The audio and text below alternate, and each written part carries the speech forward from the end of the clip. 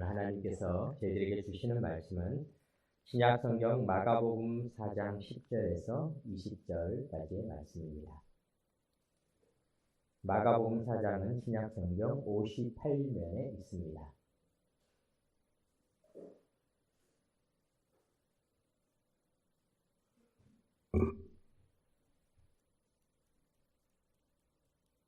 하나님의 말씀을 교독으로 봉독하겠습니다.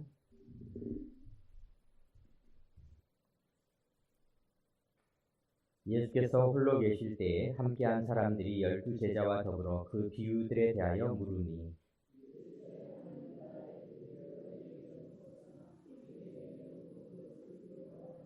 이는 그들로 보기는 보아도 알지 못하며 듣기는 들어도 깨닫지 못하게 하여 돌이켜 죄사함을 얻지 못하게 하려 함이라 하시고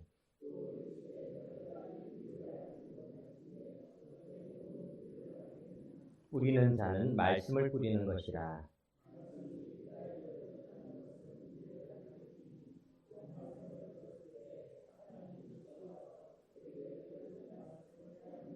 또 이와 같이 돌밭에 뿌려졌다는 것은 이들을 가리킴이니 곧 말씀을 들을 때에 즉시 기쁨으로 받으나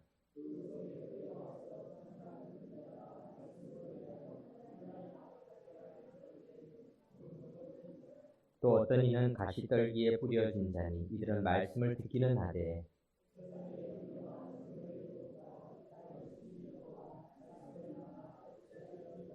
다 같이 읽겠습니다. 좋은 땅에 뿌려졌다는 것은 곧 말씀을 듣고 받아 30배나 60배나 100배의 결실을 하는 자니라. 아멘. 나라에도 외래 어들, 외국에서 들어온 말들이 많은데 최근에 이런 학원들 중에서 아드폰테스 학원 이런 말이 나오고 있고요. 또 연구소 중에서 아드폰테스 연구소 이런 참 어려운 말들이 등장을 하고 있습니다. 그 뜻은 근원으로 돌아가자 그런 뜻을 가지고 있습니다. 근원으로 돌아간다. 참 쉬운 일이지만은 누구나 쉽게 할 수 없는 일이죠. 첫 출발로 돌아가는 것 쉬운 일이 아니라고 할 수가 있습니다. 지금은 우리 청소년들, 청년들 이렇게 수련회를 가게 되면은 그래도 좋은 시설들로 가게 되는데 옛날 교회들은 이 수련회를 가면은 시골에 있는 학교를 빌려가지고 수련회를 많이 갔던 그런 기억이 납니다. 저도 제가 수련회를 가평에 있는 어떤 학교를 빌려가지고 잔뜩 기대를 하고 갔더니 교실에다가 큰 장판을 다 깔아놓고 거기서 그냥 한 수십 명이 다닥다닥 붙어서 잠을 자는 것이었습니다. 나름대로 재미있기도 했습니다. 그런데 문제는 아침에 눈을 뜨고 다음날 세수를 하러 가야 되는데 세수를 하러 갈 생각은 하지 않고 다 걸어서 개울가로 데리고 가는 겁니다. 그래서 거기서 세수를 시키는데 더 큰 문제는 이를 거기서 닦으라는 거예요. 그래서 뭐 방법이 없습니다. 그래서 이제 거기서 이를 막 닦는데 닦다 보니까 위에서 하얀 거품들이 내려오는 거예요. 이게 생각을 해봤어요. 우리만 온 게 아니라 다른 데서도 와서 그 위에서 이를 닦고 있는 거예요. 그래서 우리가 그때부터 경쟁심이 붙었습니다.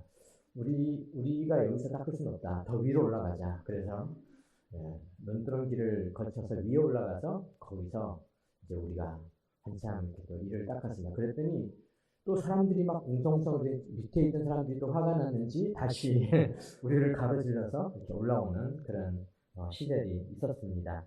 우리가 생각해 봅니다. 더 근원으로 가야 깨끗한 물을 쓸 수가 있다. 더 올라가야, 더 가까이 가야. 그렇다면 신앙인들이 가까이 가야 할 더 근원은 어디일까? 우리가 다 잘 알겠죠. 그것은 말씀이 우리가 근원으로 가야 할 근원이다. 하나님과 가장 가까워지는 곳. 그곳이 가장 깨끗한 물, 가장 좋은 물, 가장 행복한 삶, 오염되지 않은 축복을 누릴 수 있는 곳. 그것이 바로 하나님과 가까이 가는 것이라고 할 수가 있습니다. 식물에도 근원이 있다면 식물의 근원은 무엇일까요? 씨앗이라고 할 수 있죠. 씨앗. 식물은 씨앗에서 출발하지 않습니까? 그래서 오늘 본문에 보면은 비유가 우리가 오늘은 10절에서 20절만 읽었지만 우리가 지금 최근 마가복음 우리가 이렇게 꾸준히 살펴보고 있는데 이 마가복음에 보면은 오늘 읽은 이 4장에 보면은 씨앗과 관련된 비유가 세 가지가 등장을 하고 있는 것을 보게 됩니다. 근원이 무엇인가? 식물의 근원은 씨앗이다. 우리가 이렇게 볼 수가 있죠. 먼저 우리가 이 세 가지 비유 중에서 30절에서 32절 우리 한번 같이 읽어본 다음에 우리 겨자씨 비유에 대해서 한번 생각해 보도록 하겠습니다. 30절부터 32절 같이 읽어보겠습니다. 또 이르시되 우리가 하나님의 나라를 어떻게 비교하며 또 무슨 비유로 나타낼까? 겨자씨 하나가 같으니 땅에 심길 때에는 땅 위의 모든 씨보다 작은 것이로되 심긴 후에는 자라서 모든 풀보다 커지며 큰 가지를 내나니 공중의 새들이 그 그늘에 깃들일 만큼 되느니라. 아멘. 이 겨자씨, 하나님은 많은 씨앗들이 있었는데 하필이면은 겨자씨 비유를 드셨을까? 그 이유는 여기 나온 것처럼 작다라는 거죠. 아주 작다. 겨자씨는 정말로 작습니다. 겨자씨를 이렇게 저도 겨자씨를 이렇게 코팅해서 주신 목사님이 계셨어요. 성지순례를 다녀오셔서는 겨자씨를 이 성지에 있는 겨자씨가 한국 겨자씨가 아니라 예수님이 보셨던 겨자씨라고 하면서 그걸 어떻게 구해오셨는지 모르겠어요. 문익점도 아니신데 참 신기하게 구해오셔가지고 그거를 이렇게 코팅을 해가지고 선물로 이렇게 나누셔서 봤는데요. 정말 작더라고요. 얼마나 작으냐. 우리가 그 여름이 되면 날아다니는 초파리 있잖아요. 초파리를 딱 잡았으면 나오는 그 흔적의 4분의 1 정도 되는 정말로 아주 작은 것이 겨자씨였습니다. 왜 이렇게 주님께서는 작은 겨자씨를 비유를 했을까? 우리는 이 세상에서 큰 씨앗은 큰 능력을 발휘하고 작은 씨앗은 작은 능력을 발휘할 거라고 생각을 합니다.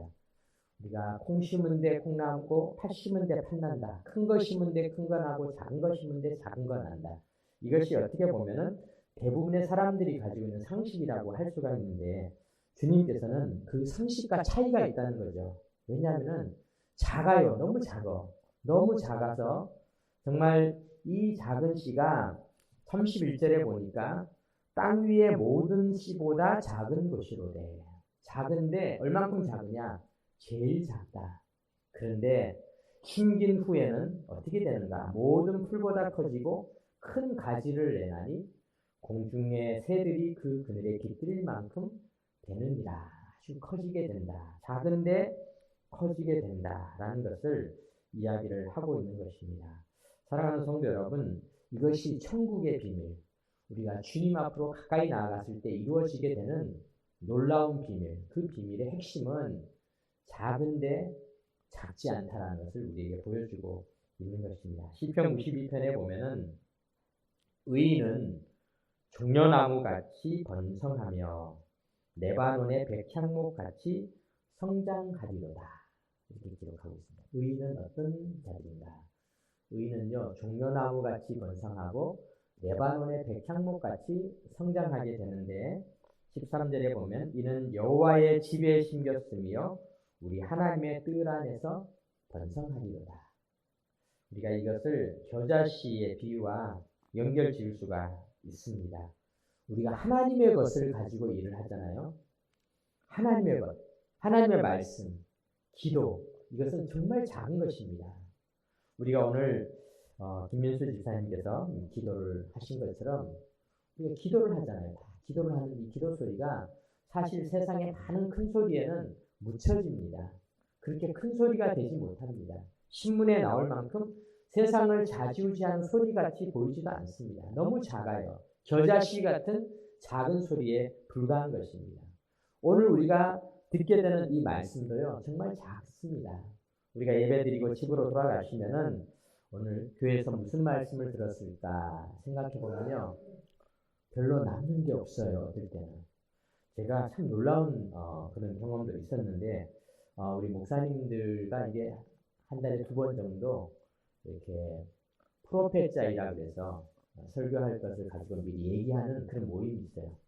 그런 모임을 가지고 이제 얘기를 하는데 어떤 분이 이번에 우리가 휴일이 많이 끼다 보니까 2주에 한 번씩 모여야 되는데 3주에 한 번씩 모였거든요. 그래서 모여서 그래서 우리가 지난주 했던 거 얘기를 나눠봅시다 그러는데 갑자기 생각이 안 나는 거예요. 이거 어떻게 된 거지?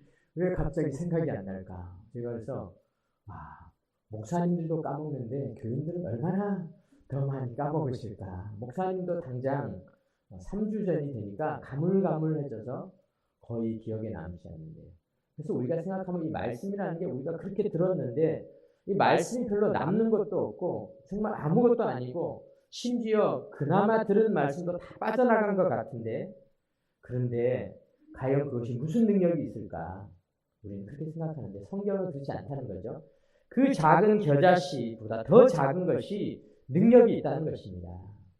사랑하는 성도 여러분, 그래서 우리가 주의 전에 나와서 우리가 말씀을 듣고 또 우리가 말씀을 읽는 것 아니겠습니까? 말씀의 능력을 믿으시기 바랍니다. 우리는 큰 것들에서 능력이 나온다고 생각합니다. 그러나 누가복음 18장에 보면은 세리는 조용한 기도 멀리 서서 감히 눈을 들어 하늘을 쳐다보지도 못하고 다만 가슴을 치며 이르되 하나님이여 불쌍히 여기소서 나는 죄인으로소이다. 정말 어떻게 보면 기도를 저렇게까지 자그맣게 부족하게 하나. 그런데 예수님은 그 기도를 들으셨잖아요. 그 기도를 응답해 주시는 거예요. 우리의 말씀도 마찬가지죠. 마태복음 17장 14절에 보면은 만일 너희에게 믿음이 겨자씨 한 알만큼만 있어도 이 산을 명하여 여기서 저기로 옮겨지라 하여도 옮겨질 것이요 또 너희가 못할 것이 없으리라. 말씀은요 겨자씨만한 것도 산을 옮겨버리는 그런 말씀이 된다는 것입니다. 사랑하는 성도 여러분, 우리 하나님의 것은 능력이 있다는 이 비유의 말씀을 믿으시기 바랍니다. 내 것이 능력 있는 것 같죠. 내 돈, 내 건강, 내 힘, 내가 가진 많은 인간관계들, 내가 누리고 있는 것들은 정말 힘을 써야 할 때 힘을 못 쓸 때가 너무 많이 있습니다. 많은 돈을 가지고 있는 사람도요, 하루아침에 가난한 자리에 떨어지게 되고요. 수많은 사람들과 인간관계를 맺고 있어도 그 인간관계가 어느 날 내가 정말 어려움에 처했을 때 나에게 전혀 도움이 안 되는 경우가 있고요. 그렇게 건강을 자신하시던 분이 어느 날 중환자실에 입원해서 목사님 기도해 주세요. 정말 제가 이제 얼마 못 산다고 합니다. 이렇게 우리가 호소할 때가 오듯이 우리의 인생에 내가 의지했던 것들이 대단해 보이지만 그 모든 것들은 크다고 해서 능력이 있는 것이 아닌데 의외로 우리 하나님을 만났던 작은 믿음, 하나님께 드렸던 작은 기도, 오늘 예배 시간에 들었던 작은 한마디의 말씀, 이 말씀들이 내가 돌아가면 다 잊어버리고 남는 것이 없는 것처럼 보인다 할지라도 너무 작아서 겨자씨를 들고 가도 잊어버릴 만큼 정말 작다고 할지라도 거기에 능력이 있다는 것입니다. 사랑하는 성도 여러분, 그 능력을 우리가 받는다는 사실을 믿으시기 바랍니다. 우리는 그런 믿음을 가지고 있는 것이죠. 우리가 또 두 번째 비유 한번 보면 26절부터 보면은 또 다른 씨 비유가 나오는데요. 26절에서 29절을 우리 같이 한번 천천히 읽어봅시다. 또 이르시되 하나님의 나라는 사람이 씨를 땅에 뿌림과 같으니 그가 밤낮 자고 깨고 하는 중에 씨가 나서 자라되 어떻게 그리 되는지를 알지 못하느니라. 땅이 스스로 열매를 맺되 처음에는 싹이요 다음에는 이삭이요 그 다음에는 이삭의 충실한 곡식이라. 열매가 익으면 곧 낫을 대나니 이는 추수 때가 이르렀습니다. 아멘. 자, 이번에 보면요, 이 씨는 이 씨앗을 딱 뿌렸습니다. 뿌리고 난 다음에 이 사람은 씨앗을 뿌리고 난 다음에는 너무 바빴어요. 그래서 씨앗을 뿌렸는지조차 알지 못하고 인생이 그렇지 않습니까? 우리도 밤낮 자고 깨고 하다 보니까 벌써 9월의 마지막이 됐어요. 와, 얼마나 놀라운 일입니까? 우리 조영기 목사님 한 달 안식년을 가셨는데 내일 모레 오세요. 아마 지금쯤 아이고 좀 더 쉬어야 되는데 시간이 이틀밖에 안 남았어요. 이제 밤낮 자고 깨고 하는 중에 시간이 다 가버립니다. 우리가 그런 걸 깨달을 때가 참 많이 있지 않습니까? 학교에 들어간 것 같았는데 어느 날 정신을 차리고 보니까 학교를 졸업해야 되고 정말 밥을 해주고 설거지하고 나서 쉬는 줄 알았는데 또 저녁 할차 시간이 되어서 밥을 해야 되고요.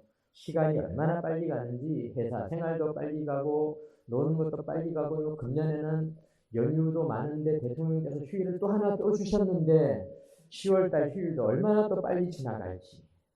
노는 날 지나가면요 번개같이 다 지나가 버리지 않습니까? 우리의 인생을 보여주는 거죠. 우리의 인생이 얼마나 빨리 지나가는가. 우리의 인생이 빨리빨리 다 지나가는데, 그런데 우리가 그리고 나서 우리 인생을 돌아보면 허무한 거예요. 내가 젊었을 때 뭐 했는가, 그렇게 할 걸 저렇게 할 걸. 그래서 어떤 부부들은 싸우는 거예요. 그때 당신이 집을 사지 말지, 뭐 이사를 가지, 사업을 왜 했냐, 여러 가지 것으로 하면서 세월을 다 보냈는데, 우리가 그런데 그런 보낸 세월은 그냥 세월인 거예요. 시간처럼 다 지나갔습니다. 그런데 놀라운 게 있어요. 뭐냐면은 그렇게 세월이 다 갔는데 씨앗이 있었다는 거예요. 씨앗이. 내가 뿌린지도 몰랐던 씨앗이 있었어요. 그 씨앗이 어떻게 됐어요? 오늘 본문에 보니까 땅이 스스로 열매를 맺되 처음에는 싹이요, 다음엔 이삭이요, 그 다음엔 이삭의 충실한 곡식이라. 그래서 나가봤더니 세월을 그냥 보낸 게 아니라 곡식이 익어 있더라는 겁니다. 여러분, 우리가요 세월 다 헛되게 보낸 게 같죠? 그런데 그렇지 않아요. 우리가 예수님 믿었잖아요. 예수님께서 그 믿음을 보셨잖아요. 우리는 인생을 그냥 살아가는 것 같았는데 주님이 그걸로 우리를 천국 백성 만들어 놓으셨다는 거죠. 그래서 우리는 하늘나라에 가게 되는 엄청난 걸 얻었던 거죠. 어떤 사람이 뭐 요즘은 투자하는 것도 다양해서 비트코인 이런 게 또 있어서 그거를 묻어놨더니 돈이 얼마가 되었네 자랑을 엄청 하더라고요. 그래서 야 부럽다. 나는 그런 생각을 했어요. 왜냐하면 제가 이제 가끔 어느 도시 여행하는 그 유튜브를 가끔 이렇게 보다가 그랬는데 생각이 나서 그 사람 어떻게 됐나 해서 봤더니 쫄딱 망했어요. 또 올려놨더라고요 그분이. 이야 그 하나도 안 부러운 거였구나. 야 세상에 투자했던 것들은 그렇게 돈을 많이 버는 줄 알았더니 좀 지나니까 또 이렇게 다 사라졌어요. 그런데 하나님 나라에 뿌렸던 이 씨앗은요 이상해요. 이 씨앗을 내가 뿌렸는지조차도 잘 기억이 안 나요. 그런데 그 씨앗이 밤낮 자고 깨고 하는 중에 너무 잘 자랐어요. 그래서 우리를 천국 백성으로 만들어 놓으셨습니다. 사랑하는 성도 여러분, 우리가 뿌렸던 씨앗이 잘 자라고 있는 줄 믿으시기 바랍니다. 하나님께서는요 우리가 뿌렸던 그 믿음의 씨앗들이요 다 잘 자라게 하셨어요. 하나님께서는 우리가 부지 중에 작은 자에게 했던 것들을 주님께서는 나중에 작은 자에게 한 것이 나에게 한 것이다. 다 잊어버렸어요. 내가 그런 일을 했는지조차도 몰라요. 근데 주님은 그 작은 씨앗들을 잘 자라게 하셨다는 것입니다. 사랑하는 성도 여러분, 우리는 바로 이와 같은 복을 누린 자들입니다. 이제 우리가 오늘도 또 씨앗을 조금씩 뿌려봅시다. 하나님께 기도하시기 바랍니다. 말씀을 가지시기 바랍니다. 그러면은 우리 주님께서 잘 자라게 해주실 겁니다. 잘 자라는 역사를 경험하시기 바랍니다. 이제 마지막으로 이 마지막 씨앗의 비유, 이 비유는 우리가 많이 들었죠. 오늘 본문 4장 1절부터 나온 그 비유인데요. 비유가 좀 길지만은 우리 한번 읽어보도록 하겠습니다. 4장 1절부터 9절까지 한번 읽어보겠습니다. 예수께서 다시 바닷가에서 가르치시니 큰 무리가 모여들거늘 예수께서 바다에 떠있는 배에 올라 앉으시고 온 무리는 바닷가 육지에 있더라. 화면이 없으니까 우리가 잘 못 읽는군요. 네. 제가 화면에는 미리 준비를 못했습니다. 성경을 보시고 읽으시기 바랍니다. 이에 예수께서 여러 가지를 비유로 가르치시니 그 가르치시는 중에 그들에게 이르시되 들으라 씨를 뿌리는 자가 뿌리러 나가서 뿌릴새 더러는 길가에 떨어짐에 새들이 와서 먹어버렸고 더러는 흙이 얕은 돌밭에 떨어짐에 흙이 깊지 아니하므로 싹이 나오나 해가 돋은 후에 타서 뿌리가 없으므로 말랐고 더러는 가시떨기에 떨어짐에 가시가 자라 기운을 막음으로 결실하지 못하였고 더러는 좋은 땅에 떨어짐에 자라 무성하여 결실하였으니 30배나 60배나 100배가 되었느니라 하시고 또 이르시되 들을 귀 있는 자는 들으라 하시니라. 좋은 땅에 뿌려진 씨앗의 비유입니다. 우리가 여기서 특별히 주님께서 강조하셨던 내용을 우리가 세 가지만 한번 찾아보겠습니다. 거기 보면요, 이 씨앗 중에서 말씀을 뿌린 것이죠. 이 씨앗은. 그런데 이 씨를 4절에 보니까 뿌릴새 더러는 길가에 떨어짐에 새들이 와서 먹어버렸고 이렇게 이야기를 하고 있습니다. 그것을 15절에 오늘 우리가 읽은 15절에 보니까 말씀이 길가에 뿌려졌다는 것은 이들을 가리킴이니 곧 말씀을 들었을 때 사탄이 즉시 와서 그들에게 뿌려진 말씀을 빼앗는 것이요. 우리가 아까 씨앗의 비유에 대해서 다 살펴보았는데 꼭 알아야 될 게 있어요. 뭐냐면은 사탄이라는 존재가 있어요. 우리가 이 말씀을 간직하고 말씀이 작더라도 능력이 있고 주님께서 저절로 자라게 하시는데 문제는 뭐냐면요. 사탄이라는 존재가 있다니까요. 이 사탄이라는 존재는 어떤 자들인가? 야고보서 4장 7절에서 8절에 보니까 그런즉 너희는 하나님께 복종할지어다. 마귀를 대적하라. 그리하면 너희를 피하리라. 하나님을 가까이 하라. 그리하면 너희를 가까이 하시리라. 죄인들아 손을 깨끗이 하라. 두 마음을 품은 자들아 마음을 성결하게 하라. 우리가 이 씨앗을 받은 자들이 주의해야 될 게 있는데요. 그것은 뭐냐면은 하나님께 복종을 하고 마귀를 대적해야 되는데 그렇게 하면은 씨앗을 빼앗기지 않는데 하나님을 가까이 하지 아니하면은 그러면은 마귀가 씨앗을 가져갑니다. 여러분, 그래서 우리가 씨앗을 받은 자들은 하나님을 가까이 하시고 하나님께 복종하시기 바랍니다. 하나님 지켜주십시오. 하나님의 자녀들을 마귀는 어떻게 할 수가 없다라는 것이죠. 두 번째, 우리 16절에 보니까 돌밭에 뿌려진 비유를 이렇게 설명하고 있습니다. 두 번째는 이와 같이 돌밭에 뿌려졌다는 것은 이들을 가리킴이니 곧 말씀을 들을 때에 즉시 기쁨으로 받으나 그 속에 뿌리가 없어 잠깐 견디다가 말씀으로 인하여 환난이나 박해가 일어나는 때는 곧 넘어지는 자요. 말씀을 들을 때 기쁩니다. 좋습니다. 그런데 환난, 박해가 오면은 그러면은 이 말씀이 자라지 못하게 되는 것이죠.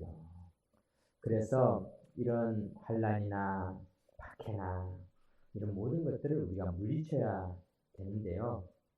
어떤 아이가 외할머니 집에, 요즘은 또 외할머니라고 하면 안 돼. 그냥 할머니라고 이제 통칭을 한다고 합니다. 할머니 집에 놀러 갔습니다. 할머니가 손주가 온다고 열심히 손주가 먹을 거를 준비를 하고 있는 거예요. 할머니 준비 그만하시고 이리 오세요. 그랬더니 할머니가 야, 그래도 너 먹을 거 준비해야지 막 준비를 하시는데 이 손주가 앉아서 응접실에 앉아서 테이블을 봤더니 아몬드를 이렇게 잘 담아 놓으셨어요. 그래서 아몬드를 하나 둘 이렇게 먹고 있는데 조금 있다가 할머니가 오시더니 얘야 아몬드 초콜릿 먹어라. 그리고 갖다 주셨어요. 그랬더니 알고 보니까 그 아몬드가 할머니는 아몬드 먹었는데 그걸 먹었다고? 그거 먹는 거 아니야. 내가 이가 아파서 초콜릿만 빨아먹고 놔둔 아몬드라고. 그거를 먹은 거야. 할머니가 놀래가지고는 그 아몬드를 이제 뺏어갖고 갔어요.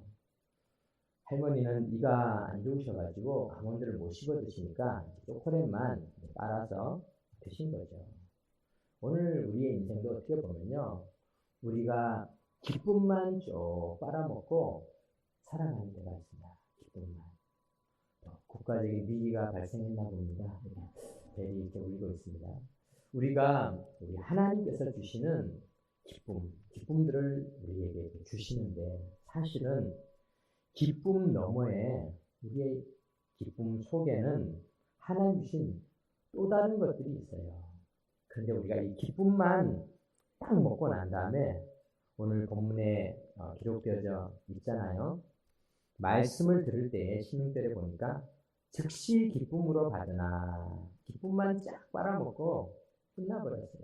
그런데 기쁨만 먹으면은 내 몸에 유익하지가 않아요. 고난도 같이 먹어야 돼요. 어려움도 먹어야 돼요.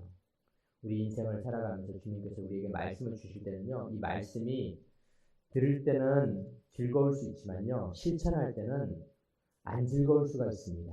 힘듭니다. 손해봐야 돼요. 어려워질 때가 있어요.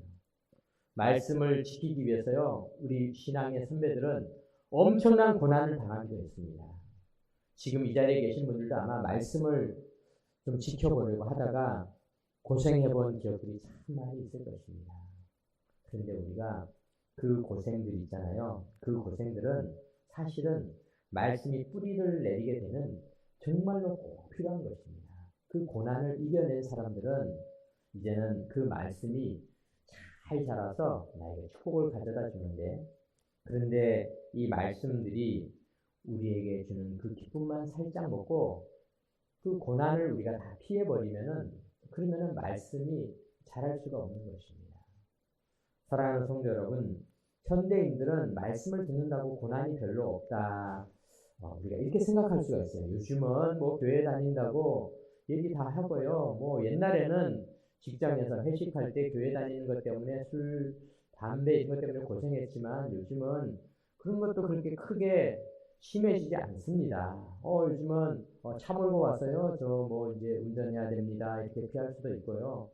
여러 가지 방법으로 고난을 피할 수 있는 방법들이 있다라고 합니다. 그런데요, 우리가 고난을 피할 수 있는 방법이 있는 것이 아니라 사실은 현대인들이 받을 수 있는 또 다른 고난이 많이 있습니다. 그런데 우리가 그 고난을 넘어가서 기쁨만 먹고 신앙생활을 하고 있는 거예요. 우리에게 고난이 없다. 고난이 없는 게 아닙니다. 세상이 좋아져서 더 이상 교회 다니는 게 고난이 없는 게 아닙니다. 우리가 타협하고 살아가는 거예요. 어떻게 보면. 지금도 우리가 주의 말씀을 붙잡고 말씀대로 살아가려고 하면요, 고난이 우리에게 올 수밖에 없어요. 어려움이 닥쳐와요. 재산상의 손해를 봐야 돼요. 건강에 어려움도 겪어야 돼요. 힘든 일이 많이 있어요. 그런데 우리가 현대인들은 타협을 해버리는 겁니다. 옛날이나 지금이나 말씀은 우리에게 고난을 줍니다. 그래서 우리가 이 고난을 넘어가야 되는 거예요. 사랑하는 성도 여러분, 교회 다니는 것도 옛날에는요, 교회 다니면은 뭐 부모님들이 교회 다닌다고 아이를 혼내주기도 하고요. 어떤 집은요, 남편이 아내가 교회 못 가게 하려고 토요일날 신발을 다 해가지고 잠궈 넣어서 갖다 놓기도 하고요. 뭐 이런 고난들을 받았다고 어른들이 간증을 하잖아요. 그런데 지금은 교회 안 다니는 남편들도 부인이 교회 간다고 하면은, 그래도 우리 부인은 등산하러 안 가고 교회 가서 너무 좋아, 좋은 데 가잖아, 이러면서 남편들이 좋아할 수도 있어요. 그런데 그것만이 고난이 아니라 우리가 진짜 주의 말씀대로 살려고 하면은 손해볼 일이 생겨납니다. 어렵습니다. 고난이 다가와요. 그런데 우리는 그 고난까지는 안 가고 말씀을 보려고 하는 경향이 꽤 있다는 것입니다. 사랑하는 성도 여러분, 우리에게 이 고난을 향하여 조금씩 걸어가 보는 것이, 그것이 처음에는 힘들고 어렵지만요, 고난을 이겨낸 씨앗은 엄청난 성장을 하고 엄청난 축복을 준다는 사실을 믿으시기 바랍니다. 주님께서 그렇게 알려주셨어요. 우리 마지막으로 18절에 보면은 이렇게 또 기록되어 있습니다. 어떤 이는 가시떨기에 뿌려진 자니 이들은 말씀을 듣기는 하되 세상의 염려와 재물의 유혹과 기타 욕심이 들어와 말씀을 막아 결실하지 못하게 되는 자. 이것이 사실은 고난과 밀접하게 관련되어져 있어요. 우리가 말씀을 듣잖아요. 그리고 그 말씀을 가지고 살아가려고 하잖아요. 그러면은 세상의 염려들이 다가오기 시작합니다. 우리가 헌금 생활만 제대로 하려고 해도요, 세상의 유혹들이 얼마나 많이 다가오는지 모릅니다. 재물의 유혹들도 다가오게 됩니다. 여러 가지 욕심이 들어오게 되는 것입니다. 그런데 이 염려라는 말은 메람나오라는 말이에요. 메람나오는 뭐냐면은 나누어지다, 그런 뜻을 가지고 있어요. 영어로는 worry라고 그러잖아요. worry는 원래 물어뜯다는 그런 단어에서 파생된 단어예요. 물어뜯다. 우리가 하나님의 일을 하려고 하면요, 물어뜯고 우리의 마음을 갈등을 느끼게 하는 일들이 일어나게 됩니다. 11조를 해야 될까? 말아야 될까? 또 내가 이럴 때 도와줘야 할까? 말아야 할까? 이 시간을 주를 위해서 써야 할까? 말아야 될까? 우리의 마음이 메람나오, 나누어지게 되어 있다는 겁니다. 나누어져요. 또 심지어는 그것이 물어뜯을 수도 있어요. 우리를 아프게 해요. 힘들게 해요. 내가 정말 주님께서 원하시는 일을 하는 일이 쉬운 일이다. 그때 열왕기상 18장에 보면은 엘리야가 마음이 막 나누어져서 메람나오 월이 염려하는 그들을 향하여서 이렇게 외쳤습니다. 열왕기상 18장 21절에 엘리야가 모든 백성에게 가까이 나아가 이르되 너희가 어느 때까지 둘 사이에서 머뭇머뭇하려느냐.